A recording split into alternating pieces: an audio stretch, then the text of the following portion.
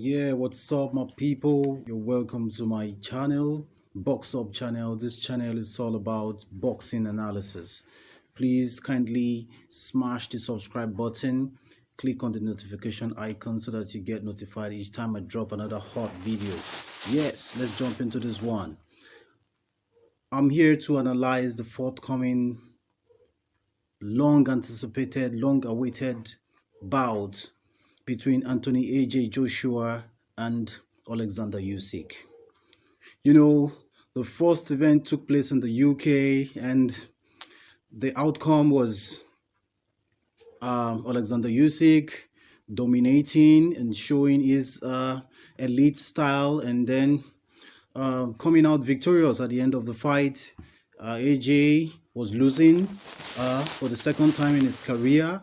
He once again relinquished the IBF, WBA, IBO, and WBO belts to the current reigning heavyweight champion of the world, Oleksandr Usyk, who went back to his country and began to face the Russian-Ukrainian war.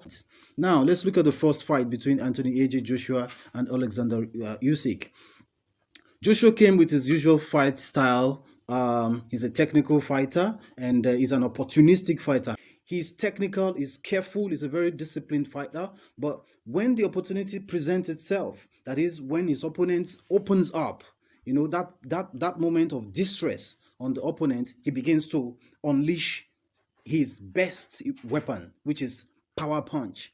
AJ is endowed with power punch. Nobody can take that away from him. So he just unleashes terror on his opponents. But then there is something nobody ever observed until his first loss. And that weakness was almost explored by Klitschko. And it was also almost explored by Dillian White.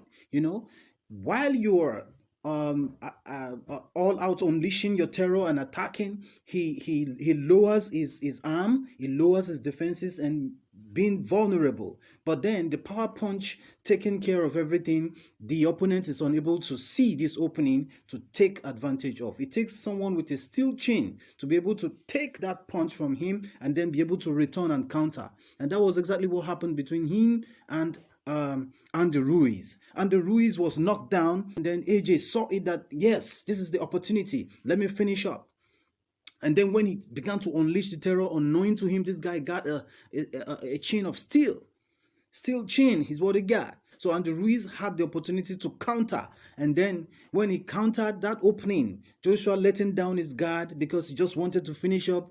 You know, he jettisons those technique, he jettisons his defenses all for launching an attack on his opponent. And that was what happened to him. Your poor defense is a bad combination with a feeble chin. Joshua got a glass chin. His chin is far below what you could describe as steel chin, to say the least. Oleksandr Usyk is quite fluid. Maybe because it's just coming from the lower weight division. Maybe if he puts on weight more, it will be slower and more sluggish. But right now, he's able to land power shots that could impact on Joshua. That shows that the power punch is well taken care of. So he needless add weight in order to increase his power. So the power punch was impactful on Joshua. When he faced Derek Chisora, that's Oleksandr Usyk, that fight emphasized the importance of weight, which is a major factor of power. So ordinarily, based on efficiency, based on rating, we wouldn't expect Derek Chisora to knock down Oleksandr Usyk, but he did because of the power. Oleksandr Usyk weighed less than he was with Joshua. So he looked probably at the fight with Derek Chisora that if Chisora, who isn't such of a renowned power puncher, could knock me down, then Joshua could do worse. So he had to add up weight.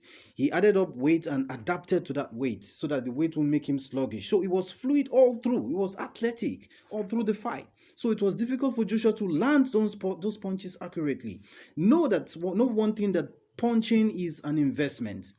When you let out your punch, you lose some energy. Okay, you want to be sure that while losing that energy, you're investing in destroying your opponent. at the same time. But when you now throw and you miss, you lose energy, and then your opponent has a better advantage by dodging it, sleeping, and then countering, make you pay for that. AJ himself he has a good body build. He's packed with muscles. Muscles do nothing or no other thing than demand for energy. It's oxygen to burn, to release that energy. So you need to pant a lot for you to be able to put those muscles to work. So in boxing, muscle is a burden. That was why that seemingly fat guy, Andy Ruiz, who has excess fat in his body that could be easily released. Excess fat can be converted to energy. So that serves like your energy reserve. But if we're looking at it from layman perspective, you know, you just be missing everything. Like, this guy has muscle, so this one has fat. The one who has muscle should be able to beat the one who has fat. If the one who has fat is athletic, the result is going to be the opposite of what you ever expected. AJ, what does he need to do? So we're talking about the current time now, the information that is required as a result of correction extracted from the past, information required to have a better outing, a good outing for both fighters. What does Joshua need to develop? What are his weaknesses from what we have discussed so far? Number one is his weak chin, his feeble chin, then poor cardio, and then poor defenses. So for the defenses, he needs to improve. So the training session, I expected to be seeing more of improvement of the defenses. And then for the cardio, he needs some kind of endurance training just to push his cardio limit. For the glass chin, there's nothing you can do about it. It's just part of nature. It's part of nature. The glass chin, all it needs to do is to have an alternative plan in order to protect the chin, and that still further buttresses the importance of the development of the defenses. He has to be able to defend by improving his footwork, so he could bob and weave. His footwork. He has to be able to block appropriately and then have a good vision vantage. He has to be able to protect that chin appropriately, and then he needs good head movement. He needs the good head movement. So with this in place, devastating punches will not even get to the chin in the first place. And even if it gets into the chin, it won't have a very strong connect that will end the night. AJ switched from Robert Kraken to Robert Garcia. Robert Kraken, as we well know, his style of fight, his instruction to his fighter is to stay technical until the opportunity presents itself. While in the experience, while the fight is on, the ability to be able to re-strategize. AJ wouldn't re-strategize. When he was in distress with Andy Ruiz, he lost the fight. He went back to the training camp to think again and fathom the best way to be able to take on this guy. Now, over to Oleksandr Usyk. Oleksandr Usyk will be needing some mental review, body mass index review, and adaptation. The sad events taking place everywhere in Ukraine. It's sad for the whole world. It's sad for everybody. Normally, it's supposed to impact his performance. He might not be having the right frame of mind to achieve a goal properly because of the distractions and all that. And then Oleksandr Usyk, he is able to re-strategize in between rounds. So that's the dangerous thing. So if AJ is coming out with Robert Garcia this time, who is a pressure coach, he trains his fighter to be a pressure fighter. So we'll be seeing AJ on his front foot all night, mounting pressure. Now, if the pressure is going to be mounted, based on my previous analysis that AJ needs to improve his accuracy and his defenses, we don't want to see AJ mounting pressure and now missing and getting countered. That would be a bad one. So changing the coach wasn't the issue. It wasn't the issue at all. The issue are those that I've mentioned. But I will be giving us more videos to get more updates from their camp that would build into our analysis and then our prediction.